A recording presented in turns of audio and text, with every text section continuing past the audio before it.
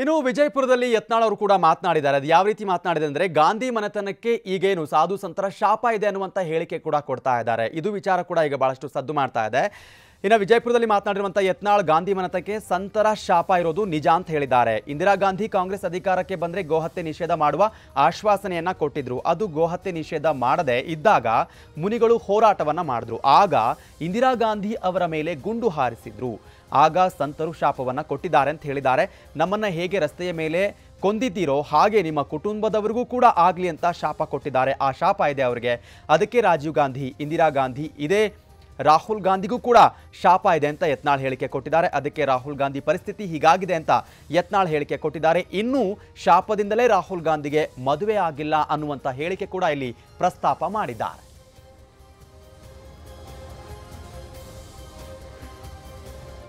ಆ ಸಂತರು ಉಪವಾಸದಿಂದಲೇ ಅವ್ರ ದೇಹ ತ್ಯಾಗ ಮಾಡಿದ್ರು. ಅವಾಗ ಒಂದು ಶಾಪ ಕೊಟ್ಟರು, ಯಾವ ರೀತಿ ನನಗೆ ರಸ್ತೆಯಲ್ಲಿ ಹೊಡೆದ್ರು ಅದೇ ರೀತಿ ನಿಮ್ಮ ಕುಟುಂಬದಲ್ಲಿರೋರಿಗೆ ಎಲ್ಲರಿಗೂ ಇದೇ ಶಾಪ ಇದೆ ಅಂತೇಳಿ ಅದು ಇದೆ. ಅದಕ್ಕೇ ರಾಜೀವ್ ಗಾಂಧಿ ಇತಿಹಾಸನೂ ಹಾಗೆ ಇದೆ, ಇಂದಿರಾ ಗಾಂಧಿದು ಹಾಗೆ ಇದೆ.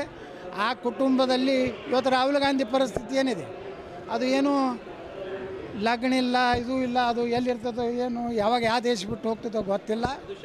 ಅದು ಶಾಪ ಕ್ರಮೇಣವಾಗಿ ಒಂದು ಕುಟುಂಬವನ್ನು ನಾಶ ಮಾಡ್ಕೊತ ಬರ್ತದೆ. ಆ ಸಂತರು ಉಪವಾಸದಿಂದಲೇ ಅವ್ರ ದೇಹ ತ್ಯಾಗ ಮಾಡಿದ್ರು. ಅವಾಗ ಒಂದು ಶಾಪ ಕೊಟ್ಟರು, ಯಾವ ರೀತಿ ನನಗೆ ರಸ್ತೆಯಲ್ಲಿ ಹೊಡೆದ್ರು ಅದೇ ರೀತಿ ನಿಮ್ಮ ಕುಟುಂಬದಲ್ಲಿರೋರಿಗೆ ಎಲ್ಲರಿಗೂ ಇದೇ ಶಾಪ ಇದೆ ಅಂತೇಳಿ ಅದು ಇದೆ. ಅದಕ್ಕೇ ರಾಜೀವ್ ಗಾಂಧಿ ಇತಿಹಾಸನೂ ಹಾಗೆ ಇದೆ, ಇಂದಿರಾ ಗಾಂಧಿದು ಹಾಗೆ ಇದೆ. ಆ ಕುಟುಂಬದಲ್ಲಿ ಇವತ್ತು ರಾಹುಲ್ ಗಾಂಧಿ ಪರಿಸ್ಥಿತಿ ಏನಿದೆ, ಅದು ಏನು ಲಗ್ನ ಇಲ್ಲ, ಇದು ಇಲ್ಲ, ಅದು ಎಲ್ಲಿರ್ತದೋ ಏನು, ಯಾವಾಗ ಯಾವ ದೇಶ ಬಿಟ್ಟು ಹೋಗ್ತದೋ ಗೊತ್ತಿಲ್ಲ. ಅದು ಶಾಪ ತೋಡ್ಕೊಂಡಿದ್ದಾರೆ. ಇದಕ್ಕೆ ಎಲ್ಲ ಹಿಟ್ಟು ಕೊಡಕ್ಕೆ ಸಹಕಾರ ಕೊಡಬೇಕು ಅಂತ ನನ್ನ ಅಪೇಕ್ಷೆ. ಇನ್ನು ಅನಂತಕುಮಾರ್ ಹೆಗಡೆ ಮಾತಿಗೆ ಕಾಂಗ್ರೆಸ್ ಕಿಡಿಕಾರಿದೆ. ಹಿಂದೂ ಧರ್ಮ ನಿಮ್ಮಪ್ಪನ ಮನೆಯ ಸ್ವತ್ತ ಅಂತ ಪ್ರಶ್ನೆ ಮಾಡಿದೆ ಕಾಂಗ್ರೆಸ್. ಸಂಸದ ಹೆಗಡೆಗೆ ಶಾಸಕ ಪ್ರದೀಪ್ ಈಶ್ವರ್ ಪ್ರಶ್ನೆ ಮಾಡಿದ್ದಾರೆ. ಹಿಂದೂ ಧರ್ಮ ನಿಮ್ಮ ಅಪ್ಪನ ಸ್ವತ್ತ ಅಂತ ಅವ್ರು ಪ್ರಶ್ನೆ ಮಾಡಿದ್ದಾರೆ. ನಾಲಿಗೆ ಕಂಟ್ರೋಲ್ನಲ್ಲಿ ಇಟ್ಕೊಳ್ಳಿ ಅಂತ ಹೇಳಿಕೆಯನ್ನ ಕೊಟ್ಟಿದ್ದಾರೆ. ಬಿಜೆಪಿಯಲ್ಲಿ ಟಿಕೆಟ್ ಸಿಗಲ್ಲ ಅನ್ನೋದು ಗೊತ್ತಾಗಿದೆ. ನಾವು ಶ್ರೀರಾಮ್ ಭಕ್ತರೆ ಅಂತ ಪ್ರದೀಪ್ ಈಶ್ವರ್ ಠಕ್ಕರ್ ಕೊಟ್ಟಿದ್ದಾರೆ. ಕುಮಾರ್ ಹೆಗಡೆ ಅವರೇ, ಮೈಂಡ್ ಯುವರ್ ಟಂಗ್. ನಾಲಿಗೆ ಹಿಡಿತದಲ್ಲಿರಬೇಕು. ಒಂದು ಅಹಿಂದ ಲೀಡ್ರು, ರಾಜ್ಯ ರಾಷ್ಟ್ರ ರಾಜಕಾರಣದ ಒಂದು ಅದ್ಭುತ ರಾಜಕಾರಣಿ ಬಗ್ಗೆ ಮಾತಾಡುವಾಗ ಮಾನ ಮರ್ಯಾದೆ ಇಲ್ವಾ ಅನಂತಕುಮಾರ್ ಹೆಗಡೆ ಅವರೇ? ಏನು ಹಿಂದೂ ಧರ್ಮ ನಿಮ್ಮ ಅಪ್ಪನ ಮನೆ ಸೊತ್ತ? ನಾವು ಹಿಂದೂಗಳೇ ರೀ.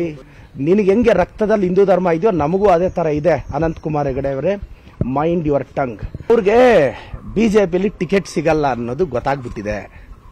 ಈಗ ಏನಾದರೂ ಮಾಡಿ ಬಿಜೆಪಿಯಲ್ಲಿ ಟಿಕೆಟ್ ತಗೋಬೇಕು. ಇವ್ರು ಬಾಯಿ ಚಪಲದಿಂದ last time minister post ಕಳ್ಕೊಂಡ್ರು.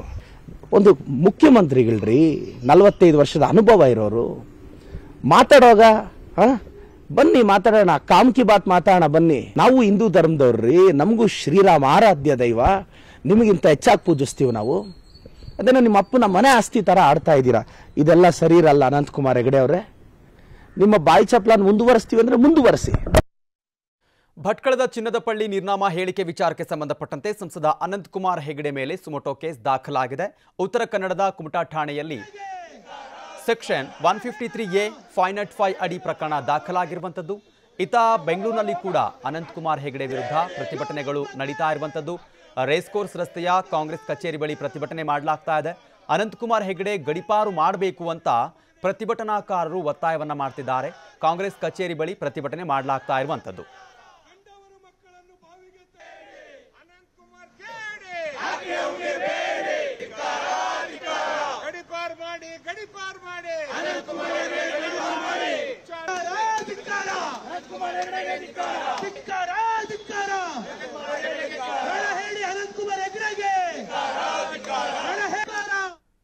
CM ಬಗ್ಗೆ ಸಂಸದ ಅನಂತಕುಮಾರ್ ಹೆಗಡೆ ಏಕವಚನ ಪ್ರಯೋಗ ವಿಚಾರಕ್ಕೆ ಸಂಬಂಧಪಟ್ಟಂತೆ ಧಾರವಾಡದಲ್ಲಿ ನವಲಗುಂದ ಶಾಸಕ ಎನ್ಎಚ್ ಕೋನರಡ್ಡಿ ಆಕ್ರೋಶವನ್ನು ಹೊರಹಾಕಿದ್ದಾರೆ.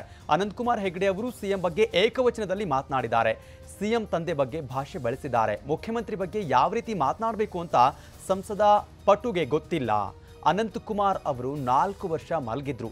ಈಗ ಮುಖ್ಯಮಂತ್ರಿ ಬಗ್ಗೆ ವಿವಾದಾತ್ಮಕ ಹೇಳಿಕೆ ನೀಡುವ ಮೂಲಕ ದೊಡ್ಡವರಾಗ್ತಿದ್ದೇವೆ ಅಂತ ತಿಳ್ಕೊಂಡಿದ್ದಾರೆ ಅಂತ ಕಿಡಿಕಾರಿದ್ದಾರೆ. ಒಬ್ಬ ಮುಖ್ಯಮಂತ್ರಿಗೆ ಯಾವ ರೀತಿ ಮಾತಾಡಬೇಕು ಅಂತ ಒಬ್ಬ ಸಂಸದ ಪಟುಗ ಗೊತ್ತಿದ್ರೆ ಈ ಪ್ರಜಾಪ್ರಭುತ್ವ ಎಲ್ಲಿ ಉಳಿತಿದೆ? ಅನಂತಕುಮಾರ್ ಅವರು ಕಾಂಟ್ರವರ್ಸಿ ಹೇಳಿಕೆ ಕೊಡೋದ್ರ ಮೂಲಕ ಚುನಾವಣೆ ಹತ್ತಿರ ಬಂದಾಗ, ಲೋಕಸಭೆ ಚುನಾವಣೆ ಹತ್ತಿರ ಬಂದಾಗ 4 ವರ್ಷ ಮಲ್ಲಿಗೆ ಬಿಟ್ಟಿದ್ರು ಅವ್ರು, ಯಾರು ಜನರ ಹತ್ರ ಹೋಗಲೇ ಇಲ್ಲ, ಯಾವ ಕೆಲಸನೂ ಮಾಡಲಿಲ್ಲ. ಆದರೆ ಇವಾಗ ಮುಖ್ಯಮಂತ್ರಿಗಳು ಬೇದ್ರೆ ಏನೋ ದೊಡ್ಡ ವಾಕ್ಯವೇ ಅಂತ ತಿಳ್ಕೊಂಡಿರ್ಬೋದು. ಅವ್ರಿಗೆ ಒಂದು ಎಚ್ಚರಿಕೆ ಕೊಡಲಿಕ್ಕೆ ಬಯಸ್ತಾರೆ, ಈ ಚುನಾವಣೆ ಅಷ್ಟು ಸರಳ ತಿಳ್ಕೊಬೇಡಿ. ಈ ಚುನಾವಣೆ ಭಾಳ ನಿಮಗೆ ಗಂಭೀರ ಐತೆ ಅಂತ ತಿಳ್ಕೊಂಡು ಹೆಂಗೆ ಮಾತಾಡ್ತೀರಿ. ನೀವು ಹಿಂದುತ್ವದ ಬಗ್ಗೆ ಮಾತಾಡ್ತೀರಿ, ರಾಮ ಮಂದಿರ ಬಗ್ಗೆ ಮಾತಾಡ್ತೀರಿ. ಅದೇನೋ ಒಂದು ದೊಡ್ಡ ಶೋ ಮಾಡೋಕೆ ಹೋಗಿ ನೀವೇನೋ ಪ್ರಚಾರ ಪಡ್ಕೋದು ಮಾಡ್ಕೊಳ್ಳಿ, ನಮ್ಮದೇನು ಅದಕ್ಕೆ ವಿರೋಧಿಲ್ಲ. ಅವರು ಬಳಸಿದಂಥ ಪದ ತಕ್ಷಣ ಅವರು ವಿಡ್ರಾ ಮಾಡಬೇಕು, ಕ್ಷಮೆ ಕೇಳಬೇಕು ಈ ರಾಜ್ಯದ ಜನತೆಗೆ. ಏನಂತ ತಿಳ್ಕೊಂಡಾರೆ ಅವರು, ಏನು ಬೇಕಾದ್ ಮಾತಾಡ್ಬೋದಾ? ಇನ್ನು ಸಿಎಂ ವಿರುದ್ಧ ಅನಂತಕುಮಾರ್ ಹೆಗಡೆ ಏಕವಚನ ಪದ ಬಳಕೆ ವಿಚಾರಕ್ಕೆ ಸಂಬಂಧಪಟ್ಟಂತೆ ಯತ್ನಾಳ್ ಕೂಡ ಮಾತನಾಡಿದ್ದಾರೆ. ನಾನು ಅವ್ರ ರೀತಿ ಮಾತನಾಡೋದಕ್ಕೆ ಹೋಗೋದಿಲ್ಲ, ನಾನು ಗೌರವಾನ್ವಿತ ಸಿಎಂ ಸಿದ್ದರಾಮಯ್ಯ ಎಂದೇ ಕರಿತೇನೆ. ಅನಂತಕುಮಾರ್ ಅವರಿಗೆ ಕಿವಿ ಮಾತು ಹೇಳುವಷ್ಟು ನಾನು ದೊಡ್ಡವನಲ್ಲ. ಅವರ ಸ್ಟೈಲ್ ಬೇರೆ, ನನ್ನ ಸ್ಟೈಲ್ ಬೇರೆ. ಅನಂತಕುಮಾರ್ ಹೇಳಿಕೆ ಬಿಜೆಪಿ ಸಂಸ್ಕೃತಿ ತೋರಿಸುತ್ತೆ ಅಂತ ಸಿದ್ದರಾಮಯ್ಯ ಹೇಳಿಕೆ ವಿಚಾರಕ್ಕೆ ಸಂಬಂಧಪಟ್ಟಂತೆ ಆ ರೀತಿ ಮಾತನಾಡೋದು ತಮ್ಮ ಪಕ್ಷದ ಸಂಸ್ಕೃತಿ ಅಲ್ಲ. ನಮ್ಮ ಪ್ರಧಾನಿಗಳು ಆ ರೀತಿ ಮಾತನಾಡಲ್ಲ, ನಮ್ಮ ಗೃಹ ಸಚಿವರು ಸಹ ಮಾತನಾಡೋದಿಲ್ಲ. ನಮ್ಮಲ್ಲಿ ಸಂಸ್ಕೃತಿ ಇದೆ, ಸಂಸ್ಕೃತಿಗಾಗಿಯೇ ಬಿಜೆಪಿ ಹೋರಾಟ ಮಾಡ್ತಿದೆ ಅಂತ ಹೇಳಿದ್ದಾರೆ. ನಮ್ಮದು ಸಂಸ್ಕೃತಿ ಇದೆ, ನಾವು ಸಂಸ್ಕೃತಿ ಸಲುವಾಗಿ ಹೋರಾಟ ಮಾಡೋದೇ ಬಿ ಜೆ ಪಿಯಲ್ಲಿ ಸಂಸ್ಕೃತಿ ಇಲ್ಲ, ಕಾಂಗ್ರೆಸ್ನಲ್ಲಿ ಸಂಸ್ಕೃತಿ ಇಲ್ಲ. ಯಾರು ಅಯೋಧ್ಯೆ ರಾಮ ಮಂದಿರಕ್ಕೆ ಹೋಗ್ಬೇಕಾದ್ರೆ ಹೈಕಮಾಂಡ್ ಹೇಳಿದ್ರೆ ಹೋಗ್ತೀವಿ ಅಂತ ನಾಚಿಗೇಡಿ ಹೇಳಿಕೆ ಅದು. ನಾಳೆ ಸೋನಿಯಾ ಗಾಂಧಿ ಸಾಯ್ಬೇಕಾದ್ರೆ ಸೋನಿಯಾ ಗಾಂಧಿ ಪರ್ಮಿಷನ್ ತೊಗೋಬೇಕಾ? ನಾ ಸಾಯ್ತಾ ಇದ್ದೀನಿ, ನಾ ಸಾಯ್ಲೋ ಬಾಡಿ ಆಗ್ತದೆ ಅಂದರೆ ಅದು ಗುಲಾಮಗಿರಿ ಸಂಕೇತ ಕಾಂಗ್ರೆಸ್. ಬಿ ಜೆ ಪಿ ಅಂದರೆ ಸ್ವಾಭಿಮಾನದ ಸಂಕೇತ. ನಮ್ಮ ಪ್ರಧಾನಮಂತ್ರಿಗಳೇ ಜಗತ್ತಿನ ಒಬ್ಬ ಲೀಡರ್ ಆಗಿದ್ದಾರೆ. ನಾವು ನಮ್ಮ ಇತಿಮಿತಿಯಲ್ಲೇ ಮಾತಾಡಬೇಕು. ಸಿದ್ದರಾಮಯ್ಯನವರು ಅಂಥವ್ರಿಗೆ, ಸಿದ್ದರಾಮಯ್ಯನವರು ಒಬ್ಬ ಭಟ್ಕಳದ ಒಬ್ಬ ಭಯೋತ್ಪಾದಕನಿಗೆ ಅವನು ಇವರು ಹೊತ್ತು ಮಾತಾಡ್ತಾರೆ. ಅವ್ರದ್ದು ಸಂಸ್ಕೃತಿ, ಭಯೋತ್ಪಾದಕರು ದೇಶದ ದ್ರೋಹಿಗಳ ಬಗ್ಗೆ ಅವರು ಇವರು ಇದು ಮಾತಾಡಬಾರ್ದು.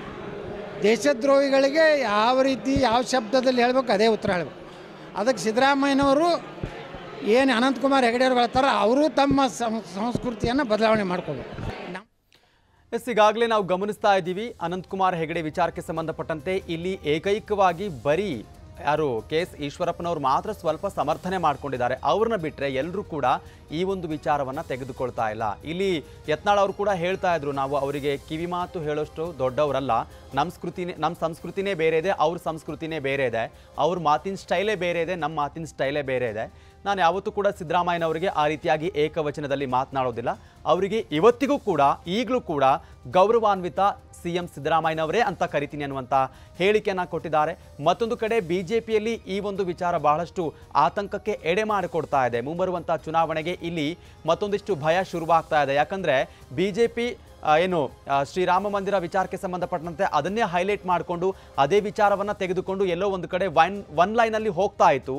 ಅದ್ರ ಮಧ್ಯದಲ್ಲಿ ಈಗ ಅನಂತಕುಮಾರ್ ಹೆಗಡೆ ಅವರು ಎಲ್ಲೋ ಇದ್ರೋ ಏನೋ ಗೊತ್ತಿಲ್ಲ, ಮಿಡ್ಲಲ್ಲಿ ಬಂದ್ಬಿಟ್ಟು ಈಗ ವಿವಾದಾತ್ಮಕ ಹೇಳಿಕೆ ಕೊಡ್ತಿದ್ದಾರೆ ಅನ್ನುವಂಥದ್ದು ಬಿಜೆಪಿ ನಾಯಕರ ಒಂದಿಷ್ಟು ಒಳಗಿನ ಗುಸುಗುಸು ಮಾತುಗಳು ಕೂಡ ಕೇಳಿ ಬರ್ತಾ ಇದೆ. ಅಶೋಕ್ ಹಿಡ್ಕೊಂಡು ಎಲ್ಲರೂ ಕೂಡ ಬಿಜೆಪಿ ನಾಯಕರು ಯಾರು ಕೂಡ ಇಲ್ಲಿ ಸಮರ್ಥನೆ ಮಾಡ್ಕೊಳ್ತಾ ಇಲ್ಲ.